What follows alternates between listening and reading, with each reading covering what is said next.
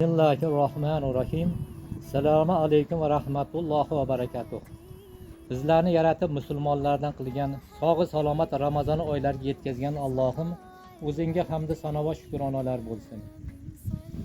Ramazon ro'zasini tutib ko'p savoblarga erishish yo'llarini o'rgatib ketishgan payg'ambarimiz Muhammad Mustafa sallallohu alayhi vasallamga durud, salovat va salomlar bo'lsin.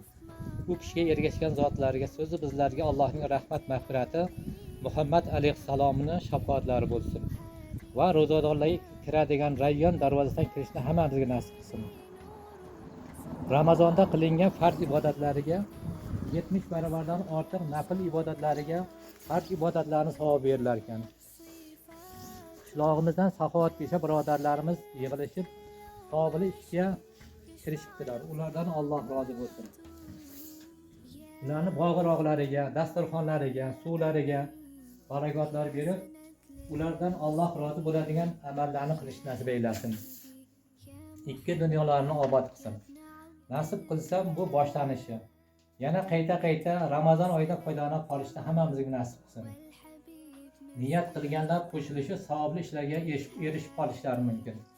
Iloho bu ehsonlar o'z joyiga yetib borishini, muhtojlarni xursand qilib, Alloh rozi bo'ladigan darajada barakotli va manfaatli qilsin. Assalomu alaykum va rahmatullohi va barakatuh. Hozirgi kungacha homiylarimiz 15 ta xo'jalikka xuddi mana shunday qilib berishibdi. Bir qop un, yog', kartoshka, sabzi, piyoz, bir qop makaron, novvat, quruq choy, xurmo, tuxum, go'sht, olma, yana bir qancha mahsulotlar ichiga solishgan. Har bitta xo'jalikka shuni beramiz. Hozircha 15 taga shunaqa yetibdi pullarimiz. Xudo xolasa hali bardavom qilamiz. Qo'shiladiganlar bo'lsa marhamat, savoblarga erishib qolinglar. Assalomu alaykum va rahmatullohi va barakatuh. Ortiqcha duo qiling, ihson qilganlarga.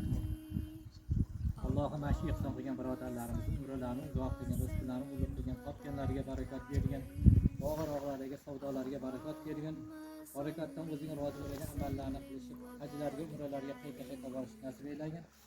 Hammamizni salomatligini bir-birimizga mehribonlik qilsin. Yanagi Ramazonlarda xatorimizga xato qilmagin. Va oxirat davana alhamdulillahi robbil alamin.